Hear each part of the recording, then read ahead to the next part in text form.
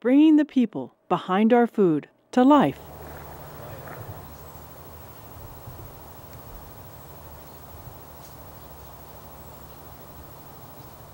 When my father first brought his grapes to Oregon in 1965, he knew he had a 5-year wait ahead of him.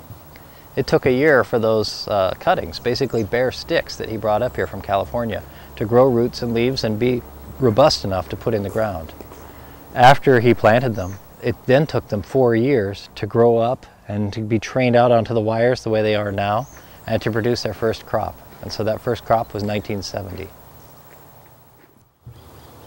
This vineyard here provides about 30% of our Pinot Noir.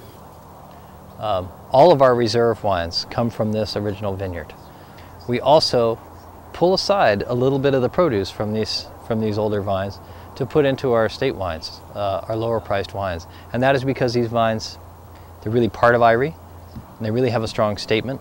And it's really not Eyrie unless there's a component in every one of our wines. And so this vineyard is really the heart, it's the core of what we do here at Eyrie. Grapevines are a little bit like people. As they grow older, their productivity decreases. They stop yielding so much, but the quality of what they do increases. The vines naturally produce fewer clusters, and those clusters have smaller berries. But the quality, the intensity of the flavors from those smaller berries is much greater. And we'll keep farming these vines for as long as they continue to give us fruit.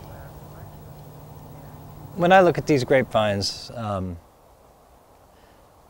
they're kind of like the siblings in my family. They're like my stepbrothers and stepsisters. And there really is a family bond with the vines. We certainly rely on them for our economic sustenance. But we also feel the need to pay it back. And so, even though this vineyard doesn't produce the yields that an accountant would say that it should in order to remain viable, we will continue to farm these vines, and we'll continue to keep this vineyard going for as long as we can, because it doesn't just represent the wines that are made from these vines, which are great. It also represents a really unique era in the history of Oregon, in the history of Pinot Noir in this site. And so I feel that it's my duty to keep that going for as long as possible.